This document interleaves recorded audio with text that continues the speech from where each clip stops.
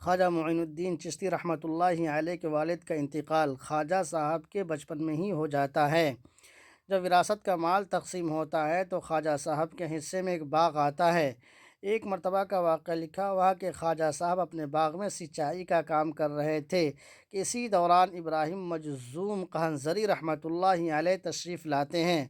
جب وہ آپ کے باغ میں پہنچ جاتے ہیں تو خواجہ صاحب بڑی ان کی عزت کرتے ہیں اور ان کی خدمت میں انگور پیش کرتے ہیں۔ انگور کے کچھ دانے کو ابراہیم مجذوم چبا کر کے خواجہ معین الدین چشتی رحمۃ اللہ علیہ کو دے دیتے اور اسے کہتے اسے کھاؤ۔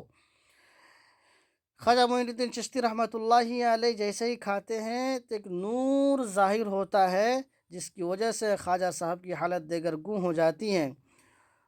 اسی وقت ان کی حالت بدل جاتی ہے اور دنیا سے منقطع ہو جاتے ہیں اور اللہ کے جانب ایک خاص کشش پیدا ہو جاتی ہیں۔